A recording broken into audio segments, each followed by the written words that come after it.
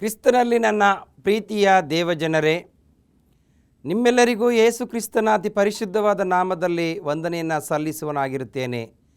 ಈ ದಿನದಲ್ಲಿ ದೈವ ವಾಕ್ಯದ ಸಂದೇಶವನ್ನು ತಾವು ಕೂಡ ಈ ಒಂದು ಸಮಯದಲ್ಲಿ ಕೇಳುವುದಕ್ಕೆ ಸಂತೋಷಭರಿತರಾಗಿ ನಿಮ್ಮ ಮನೆಯಲ್ಲಿರುವಂಥ ಟಿ ವಿಯ ಮುಂದೆ ಕುಳಿತುಕೊಂಡು ದೈವ ವಾಕ್ಯದ ಸಂದೇಶವನ್ನು ಆಲಿಸುವುದಕ್ಕೆ ತಾವು ಕುಳಿತಿರುವಂಥದ್ದು ಬಹಳ ಸಂತೋಷ. ನಾವು ನಿಮ್ಮನ್ನು ಅಭಿನಂದಿಸುತ್ತೇವೆ. ಹಾಗಾದರೆ ಬನ್ನಿ, ದೈವವಾಕ್ಯದ ಸಂದೇಶವನ್ನು ಕೇಳುವ ಮುನ್ನ ದೇವರಿಗೆ ನಾವು ಪ್ರಾರ್ಥನೆಯನ್ನು ಸಲ್ಲಿಸೋಣ. ಪ್ರಾರ್ಥನೆ ಮಾಡೋಣ. ಸರ್ವಶಕ್ತನು, ಸರ್ವಮೂಲಕ್ಕೆ ಸ್ತುತಿಪಾತ್ರನೂ ಆಗಿರುವಂಥ ನಮ್ಮ ತಂದೆಯಾದ ದೇವರೇ, ಈ ಒಂದು ಸಮಯದಲ್ಲಿ ಸ್ವಾಮಿ ವಾಕ್ಯದ ಸಂದೇಶವನ್ನು ಕೇಳುವುದಕ್ಕೆ ಸಿದ್ಧರಾಗಿರುವಂಥ ಎಲ್ಲ ನಿನ್ನ ವಿಶ್ವಾಸಿಗಳನ್ನು ವಿಶೇಷವಾಗಿ ಆಶೀರ್ವದಿಸು ಸ್ವಾಮಿ. ಕರ್ತನೆ, ಈ ಒಂದು ನೂತನವಾದಂಥ ಹೊಸ ವರ್ಷದಲ್ಲಿ ನಿನ್ನ ಆಶೀರ್ವಾದಗಳೊಂದಿಗೆ ಅವರನ್ನು ಕಾಪಾಡಿದಿ ಸ್ವಾಮಿ. ಅದಕ್ಕಾಗಿ ಸ್ತೋತ್ರವನ್ನು ಸಲ್ಲಿಸ್ತೇವೆ. ಕರ್ತನೆ, ಮುಂದಿನ ಎಲ್ಲ ದಿನಗಳಲ್ಲಿಯೂ ನಿನ್ನ ಪರಿಶುದ್ಧಾತ್ಮನ ಕೃಪೆ ಅವರ ಸಂಗಡ ಇರಲಿ. ಕರ್ತನೆ, ಅವರ ಕೆಲಸ ಕಾರ್ಯಗಳನ್ನು ಆಶೀರ್ವದಿಸು. ಅವರು ಮಾಡುವಂಥ ವ್ಯವಸಾಯವನ್ನು ಆಶೀರ್ವದಿಸು. ಅವರಿಗೆ ಬೇಕಾದಂಥ ಎಲ್ಲ ಕೃಪವರಗಳನ್ನು ದಯಪಾಲಿಸಿಕೊಡು ಸ್ವಾಮಿ. ಕರ್ತನೆ, ಅವರು ಕ್ರಿಸ್ತ ನಂಬಿಕೆಯನ್ನು ಕಾಪಾಡಿಕೊಂಡು ನಿನ್ನ ರಾಜ್ಯಕ್ಕೂ ನೀತಿಗೂ ತವಕ ಪಡುವಂಥ ಕೃಪೆಯನ್ನು ದಯಪಾಲಿಸಿಕೊಡಬೇಕೆಂದು ಯೇಸು ಕ್ರಿಸ್ತನ ಅತಿ ಪರಿಶುದ್ಧವಾದ ನಾಮದಲ್ಲಿ ಪ್ರಾರ್ಥಿಸುತ್ತೇವೆ ನಮ್ಮ ತಂದೆಯೇ, ಆಮೇನ್. ಪ್ರಿಯ ವೀಕ್ಷಕರೇ, ಈ ಒಂದು ದಿನದ ದೈವವಾಕ್ಯದ ಸಂದೇಶದ ಮುಖ್ಯ ಭಾಗ, ಸತ್ಯವೇದದಲ್ಲಿ ನಮ್ಮ ಆರೋಗ್ಯವನ್ನು ನಾವು ಕಾಪಾಡಿಕೊಳ್ಳಬೇಕಾದರೆ ನಾವು ಯಾವ ರೀತಿಯ ಆಹಾರವನ್ನು ನಾವು ತೆಗೆದುಕೊಳ್ಳಬೇಕು, ನಮ್ಮ ದೇಹ ಸ್ಥಿತಿಯನ್ನು ಯಾವ ರೀತಿಯಲ್ಲಿ ನಾವು ಕಾಪಾಡಿಕೊಳ್ಳಬೇಕು ಅನ್ನುವಂಥ ವಿಚಾರಗಳನ್ನು ನಾವು ಇಂದಿನ ಸಂದೇಶದಲ್ಲಿ ನಾವು ತಿಳಿದುಕೊಂಡಿದ್ದೇವೆ. ಇವತ್ತಿನ ದೈವವಾಕ್ಯದ ಸಂದೇಶದ ಮುಖ್ಯ ಭಾಗ, ಉತ್ತಮ ಆಹಾರವನ್ನು ತೆಗೆದುಕೊಳ್ಳುವುದರ ಬಗ್ಗೆ ಸತ್ಯವೇದದಲ್ಲಿ ಎಚ್ಚರಿಕೆಯನ್ನು ನಾವು ನೋಡುತ್ತೇವೆ. ಉತ್ತಮವಾದಂಥ ಆಹಾರವನ್ನು ನಾವು ಯಾವ ರೀತಿಯಲ್ಲಿ ತೆಗೆದುಕೊಳ್ಳಬೇಕು ಎಂಬುದಾಗಿ ಸತ್ಯವೇದದಲ್ಲಿ ನಮಗೆ ದೇವರು ತನ್ನ ಪ್ರವಾದಿಗಳ ಮೂಲಕವಾಗಿ, ವ್ಯಕ್ತಿಗಳ ಮೂಲಕವಾಗಿ, ಸುವಾರ್ತಿಕರ ಮೂಲಕವಾಗಿ ನಮಗೆ ಕೆಲವು ಎಚ್ಚರಿಕೆ ಸಂಗತಿಗಳನ್ನು ನಮಗೆ ಅಲ್ಲಿ ತಿಳಿಸಿಕೊಟ್ಟಿರುವಂಥದ್ದನ್ನು ನಾವು ನೋಡುತ್ತೇವೆ. ಇದಕ್ಕೆ ಆಧಾರಿತವಾಗಿರುವಂಥ ಒಂದು ವಾಕ್ಯವನ್ನು ನಾವು ನೋಡುವಾಗ, ಪೌಲನು ರೋಮಾಪುರದವರಿಗೆ ಬರೆದಂಥ ಪತ್ರಿಕೆ 13ನೇ ಅಧ್ಯಾಯ 11ನೇ ವಚನದಿಂದ 14ನೇ ವಚನದ ತನಕ ನಾವು ನೋಡುವಂಥ ಸಮಯದಲ್ಲಿ ಅಲ್ಲಿ ಒಂದು ವಾಕ್ಯವನ್ನು ಮಾತ್ರ ನಾನು ಓದುವುದಕ್ಕೆ ಇಷ್ಟಪಡುತ್ತೇನೆ. 14ನೇ ವಚನ, ದೇಹದ ಆಶೆಗಳನ್ನು ಪೂರೈಸುವುದಕ್ಕಾಗಿ ಚಿಂತಿಸದೆ ಕರ್ತನಾದ ಯೇಸು ಕ್ರಿಸ್ತನನ್ನು ಧರಿಸಿಕೊಳ್ಳಿರಿ. ದೇಹದ ಆಶೆಗಳನ್ನು ಪೂರೈಸುವುದಕ್ಕಾಗಿ ಚಿಂತಿಸದೆ ಕರ್ತನಾದಂಥ ಯೇಸು ಕ್ರಿಸ್ತನನ್ನು ಧರಿಸಿಕೊಳ್ಳಿರಿ. ಪ್ರಿಯರೇ, ನಾವು ಕೇವಲ ಈ ಲೋಕದಲ್ಲಿ ಉಂಡು ಕುಡಿದು ನಾವು ಕೇವಲ ಕಾಲವನ್ನು ಕಳೆಯದಂತೆ, ಕೇವಲ ನಾವು ಹೊಟ್ಟೆ ತುಂಬುವುದಕ್ಕೋಸ್ಕರವಾಗಿ, ಆಹಾರವನ್ನು ತೆಗೆದುಕೊಳ್ಳೋದಕ್ಕೋಸ್ಕರವಾಗಿ ಕೇವಲ ನಾವು ಆ ಒಂದು ವಿಚಾರದಲ್ಲಿ ಚಿಂತನೆಯನ್ನು ಮಾಡದೆ, ನಾವು ಯಾವುದೇ ಒಂದು ಕಾರ್ಯವನ್ನು ಮಾಡಿದರೂ ಕೂಡ ದೇವರಿಗೆ ಮೆಚ್ಚುಗೆಯಾಗುವಂಥ ರೀತಿಯಲ್ಲಿ ನಾವು ಅದನ್ನು ಮಾಡಬೇಕೆಂಬುದಾಗಿ ನಾವು ನೋಡುತ್ತೇವೆ. ಭಕ್ತನಾದಂಥ ಪೌಲನು ರೋಮಾಪುರದವರಿಗೆ ಬರೆದಂಥ ಆ ಒಂದು ಪತ್ರಿಕೆಯಲ್ಲಿ ರೋಮಾಪುರ ಸಭೆಗೆ ತಿಳಿಸುವವನಾಗಿದ್ದಾನೆ. 11ನೇ ವಾಕ್ಯವನ್ನು ನಾವು ನೋಡುವಂಥ ಸಮಯದಲ್ಲಿ, ಈಗಿನ ಕಾಲವು ನಿದ್ರೆಯಿಂದ ಎಚ್ಚರವಾಗತಕ್ಕ ಕಾಲವೆಂದು ಅರಿತು ಇದನ್ನೆಲ್ಲ ಮಾಡಿರಿ. ನಾವು ಕ್ರಿಸ್ತನನ್ನು ಮೊದಲು ನಂಬಿ ಕಾಲದಲ್ಲಿ ಇದಕ್ಕಿಂತ ಈಗ ನಮ್ಮ ವಿಮೋಚನೆಯು ಹತ್ತಿರವಾಗಿದೆ. ಭಕ್ತನಾದ ಪೌಲನು ಇಲ್ಲಿ ರೋಮಾಪುರ ಸಭೆಯನ್ನು ಎಚ್ಚರಿಸುವುದು ಮಾತ್ರವಲ್ಲ, ಇವತ್ತು ನಿಮ್ಮನ್ನು ಎಚ್ಚರಿಸುವನಾಗಿದ್ದಾನೆ. ಇವಾಗ ನಾವು ನಿದ್ರೆ ಮಾಡುವಂಥ ಕಾಲವಲ್ಲ, ಪ್ರತಿಯೊಂದು ಕ್ಷಣದಲ್ಲಿಯೂ ನಾವು ಎಚ್ಚರಿಕೆಯಾಗಿ ಜೀವಿಸಬೇಕು ಎಂಬುದಾಗಿ ತಿಳಿಸುವಂಥದ್ದನ್ನು ನಾವು ನೋಡುತ್ತೇವೆ. ಯಾವ ರೀತಿಯಲ್ಲಿ ನಾವು ಎಚ್ಚರಿಕೆ ಆಗಿರಬೇಕು? ಆಹಾರದ ವಿಷಯದಲ್ಲಿ ನಾವು ಎಚ್ಚರಿಕೆ ಆಗಿರಬೇಕು, ಆರೋಗ್ಯದ ವಿಷಯದಲ್ಲಿ ಎಚ್ಚರಿಕೆ ಆಗಿರಬೇಕು, ಮತ್ತು ನಮ್ಮ ಕ್ರೈಸ್ತತ್ವದ ನಂಬಿಕೆಯ ವಿಷಯದಲ್ಲಿ ನಾವು ಎಚ್ಚರಿಕೆ ಆಗಿರಬೇಕು. ಪ್ರಿಯರೇ, ಈ ಎಚ್ಚರಿಕೆಗಳಲ್ಲಿ ನಾವು ಒಂದು ವೇಳೆ ಬಿದ್ದು ಹೋದಂಥ ಸಮಯದಲ್ಲಿ ನಾವು ಅನೇಕ ಸಮಸ್ಯೆಗಳಿಗೆ ಒಳಗಾಗುವಂಥ ಪರಿಸ್ಥಿತಿ ಅಲ್ಲಿ ಬರುವಂಥದ್ದನ್ನು ನಾವು ನೋಡುತ್ತೇವೆ. ಅದಕ್ಕೋಸ್ಕರನೇ ಭಕ್ತನಾದಂಥ ಪೌಲನು ಕೂಡ ಸ್ಪಷ್ಟವಾಗಿ ಹೇಳುವವನಾಗಿದ್ದಾನೆ. ಪ್ರಿಯರೇ, ಕೆಳಗಿನ ವಾಕ್ಯವನ್ನು ಓದುವಂಥ ಸಮಯದಲ್ಲಿ, ഇരുಳು ಬಹಳ ಮಟ್ಟಿಗೆ ಕಳೆಯಿತು, ಹಗಲು ಸಮೀಪವಾಯಿತು, ಕತ್ತಲೆಗೆ ಅನುಗುಣವಾದ ಕೃತ್ಯಗಳನ್ನು ಬಿಟ್ಟು ಬೆಳಕಿಗೆ ಅನುಗುಣವಾದ ಆಯುಧಗಳನ್ನು ಧರಿಸಿಕೊಳ್ಳಿರಿ. ಕತ್ತಲೆಗೆ ಅನುಗುಣವಾದಂಥ ಕಾರ್ಯಗಳನ್ನು ನೀವು ಬಿಟ್ಟು ಬೆಳಕಿಗೆ ಅನುಗುಣವಾದಂಥ ಆ ಒಂದು ಕಾರ್ಯವನ್ನು ನೀವು ಧರಿಸಿಕೊಳ್ಳಿರಿ, ಆ ಒಂದು ಕೆಲಸವನ್ನು ನೀವು ಮಾಡಿರಿ ಎಂಬುದಾಗಿ ಹೇಳುವಾಗ ಆತನು ಮುಂದೆ ಹೇಳುವವನಾಗಿದ್ದಾನೆ. ಅನುಗುಣವಾದ ಆಯುಧಗಳನ್ನು ಧರಿಸಿಕೊಳ್ಳೋಣ. ದುಂದೌತಣ, ನೋಡಿ ಇಲ್ಲಿ ಸ್ಪಷ್ಟವಾಗಿ ದೇವರ ವಾಕ್ಯ ಹೇಳುವಂಥದ್ದಾಗಿದೆ.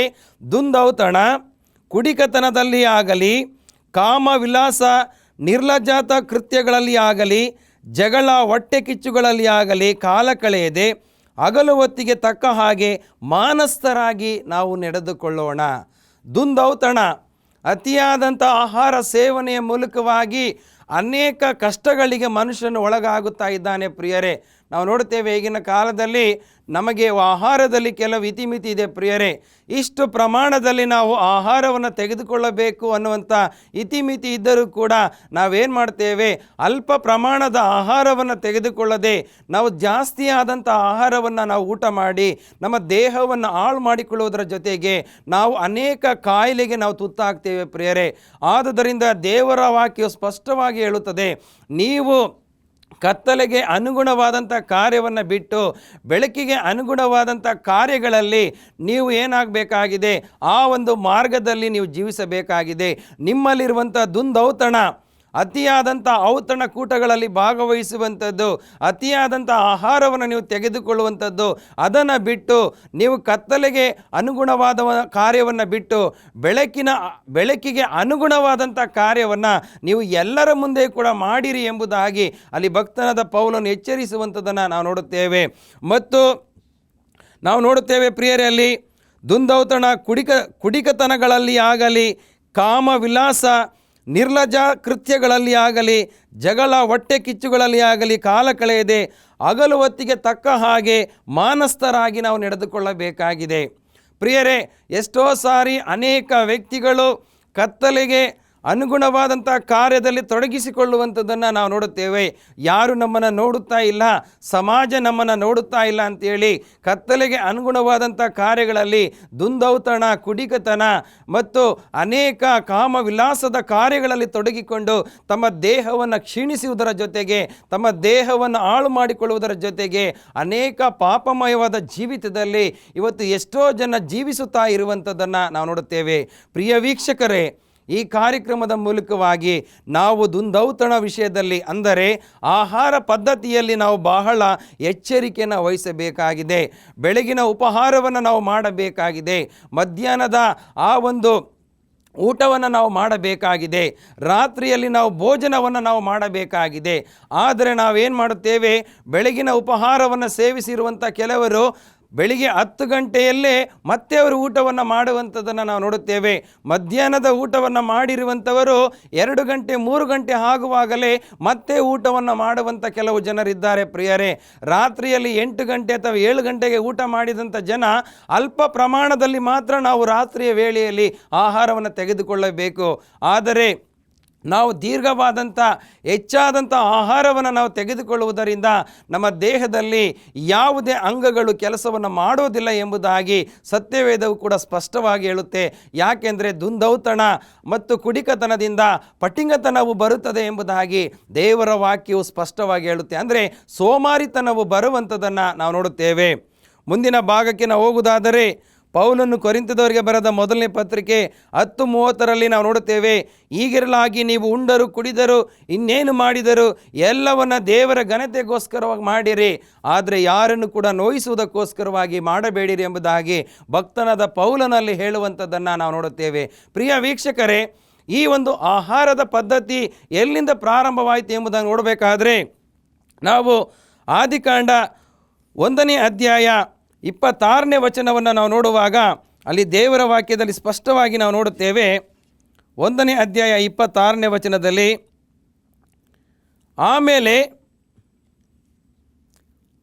ಆಮೇಲೆ ದೇವರು ತಮ್ಮ ಸ್ವರೂಪದಲ್ಲಿ ನಮ್ಮ ಹೋಲಿಕೆಗೆ ಸರಿಯಾಗಿ ಮನುಷ್ಯರನ್ನು ಉಂಟು ಮಾಡೋಣ, ಅವರು ಸಮುದ್ರದಲ್ಲಿರುವ ಮೀನುಗಳ ಮೇಲೆಯೂ ಅಂತರಿಕ್ಷದಲ್ಲಿ ಹಾರಾಡುವ ಪಕ್ಷಿಗಳ ಮೇಲೆಯೂ ಪಶುಗಳ ಮೇಲೆಯೂ ನೆಲದ ಮೇಲೆಯೂ ಹರಿದಾಡುವ ಎಲ್ಲ ಕ್ರಿಮಿಕೀಟಗಳ ಮೇಲೆಯೂ ಎಲ್ಲ ಭೂಮಿಯ ಮೇಲೂ ದೊರೆತನ ಮಾಡಲಿ. ಹೀಗೆ ನಾವು ನೋಡ್ತಾ ಬರುವುದಾದರೆ ದೇವರ ವಾಕ್ಯದಲ್ಲಿ 30ನೇ ವಚನದವನ್ನ ಮಾತ್ರ ನಾನು ಓದಲಿಕ್ಕೆ ಇಷ್ಟಪಡ್ತೇನೆ. ಮತ್ತು ದೇವರು, ಇಗೋ ಸಮಸ್ತ ಭೂಮಿಯ ಮೇಲೆ ಬೀಜವುಳ್ಳ ಎಲ್ಲ ಪೈರುಗಳನ್ನು, ಬೀಜವುಳ್ಳ ಎಲ್ಲ ಹಣ್ಣಿನ ಮರಗಳನ್ನು ನಿಮಗೆ ಆಹಾರಕ್ಕಾಗಿ ನಾನು ಕೊಟ್ಟಿದ್ದೇನೆ. ಇದಲ್ಲದೆ ಭೂಮಿಯ ಮೇಲೆ ತಿರುಗಾಡುವ ಮೃಗಗಳು, ಆಕಾಶದಲ್ಲಿ ಹಾರಾಡುವ ಪಕ್ಷಿಗಳು, ನೆಲದಲ್ಲಿ, ಹೀಗೆ ಸ್ವಾಮಿ ಎಲ್ಲ ಒಂದು ಸೊಪ್ಪುಗಳನ್ನು, ತರಕಾರಿಗಳನ್ನು, ಹಣ್ಣುಗಳನ್ನು ಅಲ್ಲಿ ಏದೇನ್ ತೋಟದಲ್ಲಿ ಸೃಷ್ಟಿ ಮಾಡಿದಂಥ ಆದಾಮ ಮತ್ತು ಅವಳಿಗೆ ಕೊಡುವಂಥದ್ದನ್ನು ನಾವು ನೋಡುತ್ತೇವೆ. ಬಹಳ ಅತ್ಯುತ್ತಮವಾದಂಥ ಆಹಾರದ ಪದ್ಧತಿಯನ್ನು ದೇವರು ಅಲ್ಲಿ ಆದಾಮ ಮತ್ತು ಅವಳಿಗೆ ಕೊಡುವಂಥದ್ದನ್ನು ನಾವು ನೋಡುತ್ತೇವೆ. ಸರಿಯಾದಂಥ ಆಹಾರದ ಕ್ರಮದ ಪದ್ಧತಿ ಹಾಗೇ ನಡ್ಕೊಂಡು ಬಂತು ಪ್ರಿಯರೇ. ಆದರೆ ಅಲ್ಲಿ ನಡೆದಂಥ ಒಂದು ಪಾಪಮಯವಾದ ಜೀವಿತದಿಂದ ಆಹಾರದ ಪದ್ಧತಿಯಲ್ಲಿ ವ್ಯತ್ಯಾಸಗಳಾಯಿತು ಎಂಬುದಾಗಿ ನಾವು ನೋಡುತ್ತೇವೆ. ಎಲ್ಲಿ ವ್ಯತ್ಯಾಸ ಪ್ರಾರಂಭವಾಯಿತು ಎಂಬುದಾಗಿ ನೋಡಬೇಕಾದ್ರೆ, ಜಲಪ್ರಳಯದ ನಂತರ ಆಹಾರದ ಪದ್ಧತಿ ಹೇಗಿತ್ತು ಎಂಬುದನ್ನು ನೋಡಬೇಕಾದ್ರೆ 9ನೇ ಅಧ್ಯಾಯ ಆದಿಕಾಂಡ, ಅಲ್ಲಿ ದೇವರ ವಾಕ್ಯವನ್ನು ಸ್ಪಷ್ಟವಾಗಿ ನಾವು ನೋಡುತ್ತೇವೆ. 9ನೇ ಅಧ್ಯಾಯ 3ನೇ ವಚನದಿಂದ ನೋಡುವಾಗ, ಭೂಮಿಯ ಮೇಲೆ ತಿರುಗಾಡುವ ಎಲ್ಲ ಜೀವ ಜಂತುಗಳು ನಿಮಗೆ ಆಹಾರವಾಗಿರುವವು. ನಾನು ನಿಮಗೆ ಆಹಾರಕ್ಕೆ ಪೈರುಗಳನ್ನು ಕೊಟ್ಟಂತೆ ಇವುಗಳನ್ನು ಕೊಟ್ಟಿದ್ದೇನೆ. ಆದರೆ ರಕ್ತದಿಂದ ಕೂಡಿರುವ ಮಾಂಸವನ್ನು ನೀವು ತಿನ್ನಬಾರದು, ರಕ್ತವು ಜೀವವಷ್ಟೇ. ನೋಡಿ, ಈ ವಾಕ್ಯವನ್ನು ಗಮನಿಸಬೇಕಾಗುತ್ತದೆ ಪ್ರಿಯ ವೀಕ್ಷಕರೇ. ಜಲಪ್ರಳಯದ ನಂತರ ನೋಹನು ತನ್ನ ಜೀವಿತವನ್ನು ಪ್ರಾರಂಭ ಮಾಡುವಂಥ ಸಮಯದಲ್ಲಿ ತನ್ನ ಕುಟುಂಬದೊಡನೆ ಆ ಒಂದು ನಾವೆಯಲ್ಲಿದ್ದಂಥ ಎಲ್ಲ ಹೆಣ್ಣು ಗಂಡು ಜಾತಿಯುಳ್ಳ ಪ್ರತಿಯೊಂದು ಪ್ರಾಣಿಗಳು, ಆ ಪಕ್ಷಿಗಳು ನಾವೆಯಿಂದ ಹೊರಗಡೆ ಬಂದ ತಕ್ಷಣ ನಾವು ನೋಡುತ್ತೇವೆ, ಆಹಾರಕ್ಕೋಸ್ಕರವಾಗಿ ನೋಹನಿಗೆ ದೇವರು, ಯೆಹೋವ ದೇವರು ಹೇಳುವಂಥ ಮಾತು, ನೀನು ಈ ರೀತಿಯಾದಂಥ ಪ್ರಾಣಿಗಳನ್ನು, ಈ ರೀತಿಯಾದಂಥ ಪೈರುಗಳನ್ನು, ಈ ರೀತಿಯಾದಂಥ ಆಹಾರವನ್ನು ನೀನು ಸೇವನೆ ಮಾಡಬೇಕು. ಆದರೆ ಯಾವುದೇ ಒಂದು ಮಾಂಸಾಹಾರವನ್ನು ನೀನು ತಿನ್ನುವಾಗ ಅದು ರಕ್ತದಿಂದ ಕೂಡಿದ್ದು ಆಗಿರಬಾರದು ಎಂಬುದಾಗಿ ಅಲ್ಲಿ ಅವನಿಗೆ ಎಚ್ಚರಿಕೆಯನ್ನು ಕೊಡುವಂಥದ್ದನ್ನು ನಾವು ನೋಡುತ್ತೇವೆ. ಆದರೆ ಪ್ರಿಯರೇ, ಈಗಿನ ಕಾಲದಲ್ಲಿ ನಾವು ನೋಡುತ್ತೇವೆ, ನಾನು ಹಿಂದೆನೂ ಕೂಡ ಕೆಲವು ಸಂದೇಶಗಳಲ್ಲಿ ನಾನು ಅದನ್ನು ಹೇಳಿದೆ ಪ್ರಿಯರೇ, ಕೆಲವು ರಕ್ತದಿಂದ ಕೂಡಿದಂಥ ಮಾಂಸವನ್ನು, ಆಹಾರವನ್ನು ಸೇವಿಸುವಂಥದ್ದನ್ನು ನಾವು ನೋಡುತ್ತೇವೆ ಪ್ರಿಯರೇ. ಆದುದರಿಂದ ಆ ಒಂದು ರಕ್ತದಿಂದ ಕೂಡಿದ ಮಾಂಸಾಹಾರವನ್ನು ನಾವು ಸೇವಿಸಬಾರದು ಎಂಬುದಾಗಿ ದೇವರ ವಾಕ್ಯವು ಸ್ಪಷ್ಟವಾಗಿ ಹೇಳುತ್ತೆ. ಯಾಕೆಂದರೆ ರಕ್ತವು ಜೀವವಷ್ಟೇ ಎಂಬುದಾಗಿ ನಾವು ನೋಡುತ್ತೇವೆ. ಒಬ್ಬ ವ್ಯಕ್ತಿಯ ಜೀವಿತದಲ್ಲಿ ರಕ್ತ ಯಾವ ರೀತಿಯಲ್ಲಿ ಪ್ರಾಮುಖ್ಯ ಸ್ಥಾನವನ್ನು ವಹಿಸುತ್ತದೆ, ಆ ರಕ್ತವನ್ನು ಆತನು ತಿನ್ನುವುದರ ಮೂಲಕವಾಗಿ ಅಥವಾ ಕುಡಿಯುವುದರ ಮೂಲಕವಾಗಿ ತನ್ನ ದೇಹದಲ್ಲಿ ಅನಾರೋಗ್ಯ ಪೀಡಿತನಾಗಿ ಜೀವಿಸಬೇಕಾಗುತ್ತದೆ ಪ್ರಿಯರೇ. ಆದುದರಿಂದ ನಮ್ಮ ಆರೋಗ್ಯದ ಕಡೆಗೆ ಹೆಚ್ಚಿನ ಗಮನವನ್ನು ನಾವು ವಹಿಸಬೇಕು ಎಂಬುದಾಗಿ ನಾವು ನೋಡುತ್ತೇವೆ. ಯಾಜಕ ಕಾಂಡ 11ನೇ ಅಧ್ಯಾಯ 3ನೇ ವಚನದಲ್ಲಿ ನಾವು ಯಾವ ಯಾವ ಪ್ರಾಣಿಗಳನ್ನು ನಾವು ತಿನ್ನಬೇಕು ಎಂಬುದಾಗಿ ದೇವರು ಎಚ್ಚರಿಕೆಯನ್ನು ಕೊಟ್ಟಿದ್ದಾನೆ. ಅಂದರೆ ಪ್ರಿಯರೇ, ಮನುಷ್ಯನಿಗೆ ದೇವರು ನಿಜವಾಗಿ ಕೊಟ್ಟಂಥ ಆಹಾರ ಅದು ನೈಸರ್ಗಿಕವಾಗಿ ಹಣ್ಣು ಹಂಪಲುಗಳು ಪ್ರಿಯರೇ, ಮತ್ತು ತರಕಾರಿಗಳು, ಅನೇಕ ಒಳ್ಳೆಯ ಸೊಪ್ಪುಗಳನ್ನು ದೇವರು ಕೊಟ್ಟಿದ್ದಾನೆ. ಆದರೆ ಮನುಷ್ಯನ ಪಾಪದ ನಿಮಿತ್ತವಾಗಿ ಅವನ ಆಶೆಯನ್ನು ಪೂರೈಸುವುದಕ್ಕೋಸ್ಕರವಾಗಿ ಅವನು ಬೇಡದ ಪ್ರಾಣಿಗಳನ್ನು, ಅಸಹ್ಯವಾದಂಥ ಪ್ರಾಣಿಗಳನ್ನು ತಿನ್ನುತ್ತಾ ಇರುವಂಥ ಆ ಸ್ಥಿತಿಗತಿಗಳನ್ನು ಅವಲೋಕಿಸಿದಂಥ ದೇವರು ಅಲ್ಲಿ ನೋಹನಿಗೆ ಮಾತ್ರವಲ್ಲದೆ ಅನೇಕರಿಗೆ ಇಲ್ಲಿ ಎಚ್ಚರಿಕೆಯನ್ನು ಕೊಡುವಂಥದ್ದನ್ನು ನೋಡುತ್ತೇವೆ. ನೀವು ಯಾವ ಯಾವ ಪ್ರಾಣಿಗಳನ್ನು ತಿನ್ನಬೇಕೆಂಬುದಾಗಿ ಯಾಜಕ ಕಾಂಡ 11:3 ಹೇಳಿದಂಥ ದೇವರು, ಯಾವುದೇ ಒಂದು ಪ್ರಾಣಿಯನ್ನು ತಿನ್ನಬೇಕಾದರೆ ಅದರ ಕಾಲ್ಗೊರಸು ಸೀಳಿರಬೇಕು ಪ್ರಿಯರೇ. ಅದರ ಆ ಒಂದು ಪ್ರಾಣಿಯು ಮಲಕು ಹಾಕುವಂಥ ಪ್ರಾಣಿಯಾಗಿರಬೇಕು. ಯಾಕೆಂದರೆ ಆ ಪ್ರಾಣಿಯು ಶುದ್ಧವಾದಂಥ ಪ್ರಾಣಿಯಾಗಿದೆ. ಅಂಥ ಒಂದು ಪ್ರಾಣಿಯನ್ನು ನಾವು ತಿನ್ನುವುದಾದರೆ ನಮ್ಮ ಆರೋಗ್ಯದಲ್ಲಿ ನಾವು ಆರೋಗ್ಯವನ್ನು ಕಾಪಾಡಿಕೊಳ್ಳಬಹುದು ಎಂಬುದಾಗಿ ನಾವು ನೋಡುತ್ತೇವೆ. ಆದರೆ ದೇವರು ಆಹಾರವನ್ನು ಅದನ್ನು ತಿನ್ನು ಎಂಬುದಾಗಿ ಹೇಳಿದ್ದಾನೆ ಎಂಬುದಾಗಿ ನಾವು ಕೇವಲ ಹೆಚ್ಚಾದಂಥ ಮಾಂಸಾಹಾರವನ್ನೇ ಉಪಯೋಗಿಸೋದಲ್ಲ ಪ್ರಿಯರೇ. ಯಾಕೆಂದರೆ ಜ್ಞಾನೋಕ್ತಿಯಲ್ಲಿ ಒಂದು ವಾಕ್ಯ ಸ್ಪಷ್ಟವಾಗಿ ಹೇಳುತ್ತದೆ, ಕೊಬ್ಬಿದ ಮಾಂಸಕ್ಕಿಂತಲೂ ಸೊಪ್ಪಿನ ಊಟವೇ ಲೇಸು ಎಂಬುದಾಗಿ ನಾವು ನೋಡುತ್ತೇವೆ. ಪ್ರಿಯರೇ, ದೇವರು ಕೊಟ್ಟಿರುವಂಥ ಆ ಒಂದು ಹಣ್ಣು ಹಂಪಲು ಅಥವಾ ತರಕಾರಿನೇ ಬಹಳ ಶ್ರೇಷ್ಠವಾದಂಥ ಆಹಾರ ಎಂಬುದಾಗಿ ನಾವು ಹೇಳಬೇಕಾಗಿದೆ ಪ್ರಿಯರೇ. ಮತ್ತು ಧರ್ಮೋಪದೇಶಕ ಕಾಂಡ 14:3-21 ವಚನ ತನಕ ನೀವು ಓದೋದಾದರೆ, ದಯಮಾಡಿ ನಿಮ್ಮ ಸತ್ಯವೇದವನ್ನು ಇದ್ದರೆ ದಯಮಾಡಿ ಧರ್ಮೋಪದೇಶ ಕಾಂಡ 14ನೇ ಅಧ್ಯಾಯ 3-21 ವಚನಗಳ ತನಕ ನೀವು ಯಾವ ಯಾವ ಆಹಾರವನ್ನು ತಿನ್ನಬೇಕು ಅನ್ನುವಂಥ ಅಲ್ಲಿ ಒಂದು ಆಹಾರದ ಪಟ್ಟಿ ಅಲ್ಲಿ ಇರುವಂಥದ್ದನ್ನು ನಾವು ನೋಡುತ್ತೇವೆ. ಆದುದರಿಂದ ಪ್ರಿಯ ವೀಕ್ಷಕರೇ, ದೇವರು ಕೂಡ ಆದಿಯಲ್ಲಿ ಮನುಷ್ಯನಿಗೆ ಆಹಾರದ ಪದ್ಧತಿಗಳನ್ನು, ನಿಯಮಗಳನ್ನು ಯಾವ ರೀತಿಯಲ್ಲಿ ಪಾಲಿಸಬೇಕೆಂಬುದಾಗಿ ತನ್ನ ಪ್ರವಾದಿಗಳ ಮೂಲಕವಾಗಿ ಎಚ್ಚರಿಕೆಯನ್ನು ಕೊಟ್ಟಿರುವಂಥದ್ದನ್ನು ನಾವು ನೋಡುತ್ತೇವೆ. ಮುಂದಿನ ಭಾಗಕ್ಕೆ ನಾವು ಓದುವುದಾದರೆ, ಹೊಸ ಒಡಂಬಡಿಕೆಯ ಭಾಗದಲ್ಲಿ ಆಹಾರದ ಪದ್ಧತಿ ಹೇಗಿತ್ತು ಎಂಬುದಾಗಿ ನೋಡಬೇಕಾದ್ರೆ, ಪೌಲನು ತಿಮೋಥೆಯನಿಗೆ ಬರೆದಂಥ ಮೊದಲನೆಯ ಪತ್ರಿಕೆ ಅದನ್ನು ನಾವು ನೋಡುವಂಥ ಸಮಯದಲ್ಲಿ ಅಲ್ಲಿ ದೇವರ ವಾಕ್ಯವು ಸ್ಪಷ್ಟವಾಗಿ ಹೇಳುತ್ತೆ ಪ್ರಿಯರೇ. ಪೌಲನು ತಿಮೋಥೆಯನಿಗೆ ಬರೆದಂಥ ಮೊದಲನೆಯ ಪತ್ರಿಕೆ 4ನೇ ಅಧ್ಯಾಯ ವಚನ 1-15 ವಚನಗಳ ತನಕ ಓದುವಂಥ ಸಮಯದಲ್ಲಿ ಇಲ್ಲಿ ದೇವರ ವಾಕ್ಯ ನಾವು ನೋಡುತ್ತೇವೆ.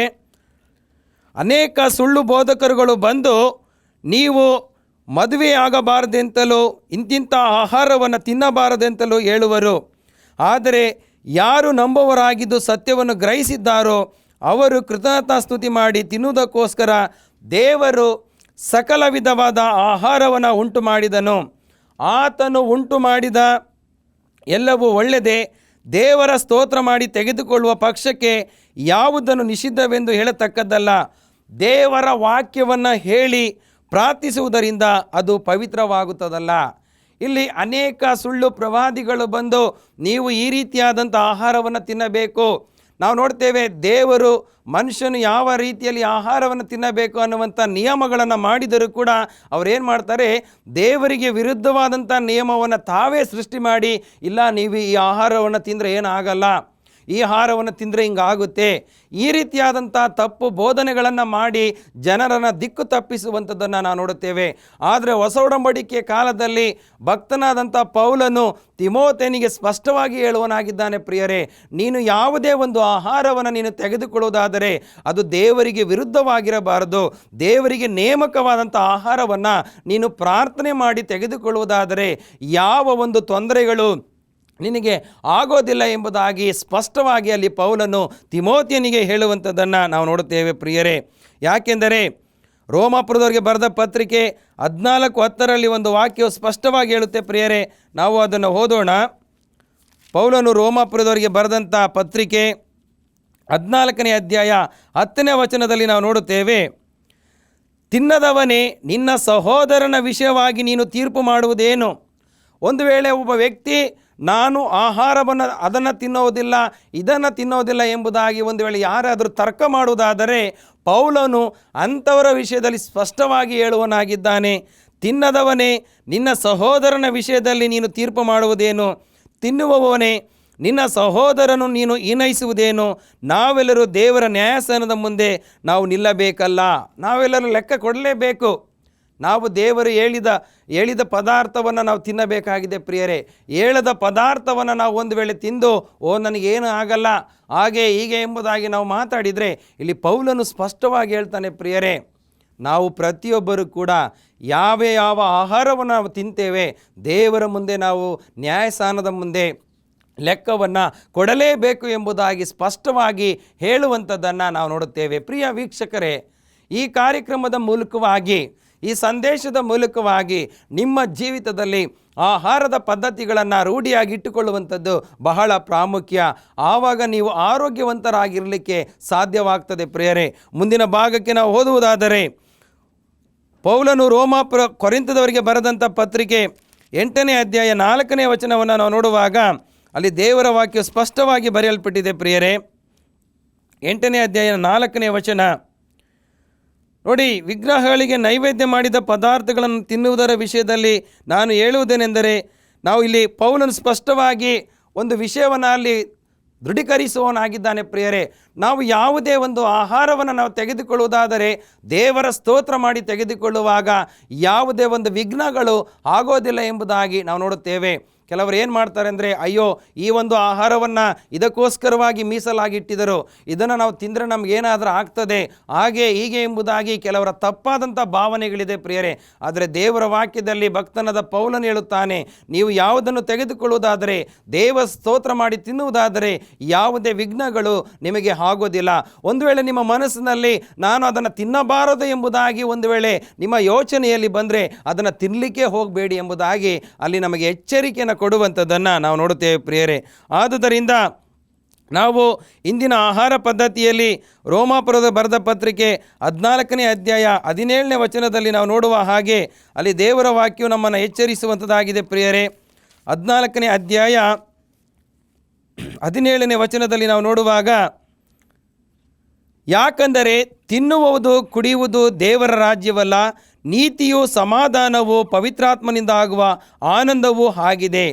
ಕೇವಲ ತಿನ್ನೋದು, ಕುಡಿಯೋದು, ಹೆಚ್ಚಾಗಿ ಊಟ ಮಾಡೋದು ಅದು ದೇವರ ರಾಜ್ಯವನ್ನು ಪ್ರಿಯರೇ ಘನಪಡಿಸೋದಿಲ್ಲ. ನಾವು ಯಾವ ರೀತಿಯಲ್ಲಿ ದೇವರನ್ನು ಘನಪಡಿಸಬೇಕೆಂಬುದಾಗಿ ನೋಡಬೇಕಾದ್ರೆ, ನೀತಿಯು ಸಮಾಧಾನವು ಪವಿತ್ರಾತ್ಮನಿಂದ ಆಗುವ ಆನಂದವೂ ಆಗಿದೆ. ನಾವು ಸಮಾಧಾನದಿಂದ ನೀತಿವಂತರಾಗಿ ದೇವರ ರಾಜ್ಯವನ್ನು ನಾವು ಘನಪಡಿಸಬೇಕು ಹೊರತು ನಾವೇನನ್ನು ತಿಂದರೂ ಕೂಡ ಕುಡಿದರೂ ಕೂಡ ಆಹಾರವನ್ನು ತೆಗೆದುಕೊಂಡು ನಾವು ದೇವರ ರಾಜ್ಯವನ್ನು ಘನಪಡಿಸುವುದಕ್ಕೆ ಸಾಧ್ಯವಿಲ್ಲ ಪ್ರಿಯರೇ. ಆದುದರಿಂದ ಪ್ರಿಯ ವೀಕ್ಷಕರೇ, ಈ ಆಹಾರದ ಪದ್ಧತಿಗಳ ಮೂಲಕವಾಗಿ ನಮ್ಮ ಆರೋಗ್ಯವನ್ನು ನಾವು ಕಾಪಾಡಿಕೊಳ್ಳೋಣ. ಕ್ರಿಸ್ತನು ಬರುವಂಥ ಸಮಯವು ಸಮೀಪವಾಗಿದೆ. ನಾವು ಸಿದ್ಧರಾಗೋಣ, ಆತನ ಮಹಿಮೆಯಲ್ಲಿ ಒಟ್ಟಾಗಿ ಜೀವಿಸೋಣ ಹಾಗೂ ಕ್ರಿಸ್ತನ ಪ್ರಸನ್ನತೆಯಲ್ಲಿ ನಾವು ಬೆಳೆಯೋಣ. ಯಾಕೆಂದರೆ ಸಮತೋಲನದ ಆಹಾರವನ್ನು ನಾವು ಜ್ಞಾನೋಕ್ತಿ 23ನೇ ಅಧ್ಯಾಯ 19ರಲ್ಲಿ ನಾವು ನೋಡುತ್ತೇವೆ. ಕುಡುಕರಲ್ಲಿ ಸೇರದಿರು, ಅತಿ ಭಕ್ಷಕರಲ್ಲಿ ನೀನು ಸೇರದಿರು, ಅದನ್ನು ನೀನು ಸರಿಯಾದಂಥ ರೀತಿಯಲ್ಲಿ ಉಪಯೋಗಿಸಬೇಡ ಎಂಬುದಾಗಿ ಅಲ್ಲಿ ದೇವರ ವಾಕ್ಯವು ಸ್ಪಷ್ಟವಾಗಿ ಹೇಳುವಂಥದ್ದನ್ನು ನಾವು ನೋಡುತ್ತೇವೆ ಪ್ರಿಯರೇ. ಆದುದರಿಂದ ಕೊನೆ ಕಾಲದಲ್ಲಿ ಜೀವಿಸುವಂಥ ನಾವುಗಳು ಕೆಟ್ಟತನಕ್ಕೆ ಸೋತು ಹೋಗದೆ ಒಳ್ಳೆತನದಿಂದ ಕೆಟ್ಟತನವನ್ನು ಸೋಲಿಸಿ ಎಂಬುದಾಗಿ ಭಕ್ತನಾದಂಥ ಪೌಲನು ರೋಮಾಪುರದವರ ಸಭೆಗೆ ತಿಳಿಸಿದ ಹಾಗೆ, ಕೆಟ್ಟತನಕ್ಕೆ ಸೋತು ಹೋಗದೆ ಒಳ್ಳೆತನದಿಂದ ನಾವು ಒಳ್ಳೆಯ ಆಹಾರವನ್ನು ತೆಗೆದುಕೊಳ್ಳುವುದರ ಮೂಲಕವಾಗಿ ದೇವರನ್ನು ಘನಪಡಿಸೋಣ. ನಮ್ಮ ಆರೋಗ್ಯವನ್ನು ಕೂಡ ನಾವು ಕಾಪಾಡಿಕೊಳ್ಳೋಣ. ಹೀಗಾಗುವಾಗೆ ದೇವರು ತಾನೇ ತನ್ನ ಪವಿತ್ರಾತ್ಮನ ಮೂಲಕವಾಗಿ ನಮ್ಮನ್ನು ಬಲಪಡಿಸಲಿ, ತನ್ನ ಮಹಿಮೆಯಲ್ಲಿ ಬೆಳೆಸಲಿ. ದೇವರ ಈ ವಾಕ್ಯದ ಮೂಲಕವಾಗಿ ನಮ್ಮನ್ನು, ನಿಮ್ಮನ್ನು, ನಿಮ್ಮ ಕುಟುಂಬಗಳನ್ನು ಆಶೀರ್ವದಿಸಲಿ. ಆಮೇನ್. ಪ್ರಾರ್ಥನೆ ಮಾಡೋಣ. ಸರ್ವಶಕ್ತನಾದ ದೇವರೇ, ಈ ಒಂದು ಸುಂದರವಾದ ಸಮಯದಲ್ಲಿ ಸ್ವಾಮಿ, ಆಹಾರದ ಪದ್ಧತಿಯ ವಿಷಯದಲ್ಲಿ ಸಂದೇಶವನ್ನು ಕೇಳುವಂಥ ಭಾಗ್ಯತೆಯನ್ನು ಎಲ್ಲರಿಗೂ ದಯಪಾಲಿಸಿಕೊಟ್ಟಿದ್ದಿ. ನಿನ್ನ ಸೃಷ್ಟಿಗಳಾದಂಥ ನಾವುಗಳು ಸರಿಯಾದಂಥ ಆಹಾರವನ್ನು ಸೇವಿಸುವುದರ ಮೂಲಕವಾಗಿ ನಮ್ಮ ದೇಹವನ್ನು, ನಮ್ಮ ಆತ್ಮ ಪ್ರಾಣ ಶರೀರವನ್ನು ನಾವು ಕಾಪಾಡಿಕೊಳ್ಳಬೇಕಾಗಿದೆ ಸ್ವಾಮಿ. ನಾವು ಯಾವುದೇ ಆಹಾರದ ಮೂಲಕವಾಗಿ ನಿನ್ನನ್ನು ಘನಪಡಿಸಲು ಸಾಧ್ಯವಿಲ್ಲ ಸ್ವಾಮಿ. ನಾವು ಸಮಾಧಾನದಿಂದಲೂ ನೀತಿಯಿಂದಲೂ ನಿನ್ನನ್ನು ಘನಪಡಿಸಬೇಕಾಗಿದೆ. ಆ ಒಂದು ಕೃಪೆಯನ್ನು ಇಲ್ಲಿ ತಲೆಬಾಗಿರುವಂಥ ಪ್ರತಿಯೊಬ್ಬರಿಗೂ ದಯಪಾಲಿಸಿಕೊಡು. ಪ್ರತಿಯೊಬ್ಬರೂ ಕೂಡ ನಿನ್ನ ಆಶೀರ್ವಾದವನ್ನು ಹೇರಳವಾಗಿ ಹೊಂದಿ ನಿನ್ನ ರಾಜ್ಯಕ್ಕೂ ನೀತಿಗೂ ತವಕ ಪಡುವಂಥ ಕೃಪೆಯನ್ನು ದಯಪಾಲಿಸಿಕೊಡಬೇಕೆಂದು ಯೇಸು ಕ್ರಿಸ್ತನ ಅತಿ ಪರಿಶುದ್ಧವಾದಂಥ ನಾಮದಲ್ಲಿ ಪ್ರಾರ್ಥಿಸುತ್ತೇವೆ ನಮ್ಮ ತಂದೆಯೇ. ಆಮೇನ್. ಪ್ರಿಯ ವೀಕ್ಷಕರೇ, ಈ ಕಾರ್ಯಕ್ರಮದ ಮೂಲಕವಾಗಿ ನಿಮ್ಮ ಜೀವಿತದಲ್ಲಿ ಖಂಡಿತವಾಗಿ ಬದಲಾವಣೆ ಆಗಿದೆ ಎಂಬುದಾಗಿ ನಾನು ಭಾವಿಸ್ತೇನೆ. ಹಾಗಾದರೆ ಬನ್ನಿ, ಈ ಪರದೆ ಮೇಲೆ ಬರುವಂಥ ಕೆಳಕಂಡ ದೂರವಾಣಿ ಸಂಖ್ಯೆಗೆ ತಾವು ಕರೆಯನ್ನು ಮಾಡಿ ಪ್ರಾರ್ಥನಾ ಬೇಡಿಕೆಗಳಿದ್ದ ಪಕ್ಷದಲ್ಲಿ ಅಂಥವರು ತಿಳಿಸುವ ಹಾಗೆ ಕೇಳಿಕೊಳ್ಳುತ್ತೇನೆ. ದೇವರು ನಮ್ಮನ್ನು, ನಿಮ್ಮನ್ನು, ಈ ಕುಟುಂಬವನ್ನು ವಿಶೇಷವಾಗಿ ಈ ದಿನದಲ್ಲಿ ಆಶೀರ್ವದಿಸಲಿ. ಆಮೇನ್.